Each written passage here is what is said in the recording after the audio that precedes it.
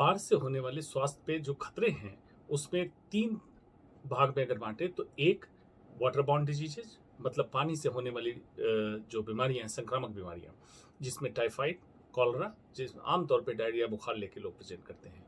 दूसरा mosquito borne, mosquito से संबंधित जैसे डेंगू, मलेरिया इसका आउटब्रेक हो सकता है। और तीसरी जो समस्या होती है रासायनिक तत्व, पानी का बहाव दूर से होता आ रहा है और जहाँ-जहाँ हेवी मेटल्स का स्रोत उसको मिलेगा, उसको लेके आके यमुना खादर में डिपॉज़िट करेगा।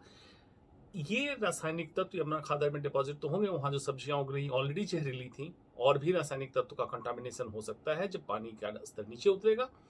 यही वाटर फ्लो, बैक फ्लो जब देगा, जब आपके नाले से हर जगह सीवर ड्रेनेज सिस्टम जो आपका क्लॉग पड़ा है, बैक फ्लो आपकी सोसाइटी में देगा, आपकी सोसाइटी में ये सारे तत्व आएँगे। एक समस्या लेप्टोस्पायरोसिस है। जब पानी का स्तर बढ़ता है तो चूहे भागना शुरू करते हैं और ऐसी जगह भाग के छुपते हैं जहाँ पे पानी नहीं हो। तो उसके यूरिन में, उसके पेशाब में एक बैक्टीरिया होता है जिससे लेप्टोस्पायरोसिस नाम की एक बीमारी होती है जिसमें डायरिया, मांसपेशियों में दर्द, बुखार का होना। तो इसके लिए भी डॉक्टर और अस्पताल को अवेयर होना चाहिए कि इस बीमारी का भी आउटब्रेक महामारी का रूप ले सकता है।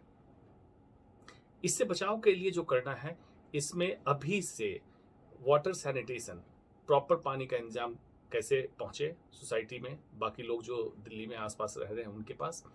कोई भी कंटामिनेशन ना हो, मतलब सीवर का पानी, पीने का पानी कहीं पाइप में लीकेज हो, मिक्स ना हो जाए।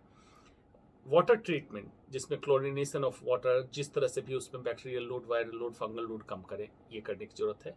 मच्छर से बचाव के लिए छिड़काव अभी शुरू हो जाना चाहिए।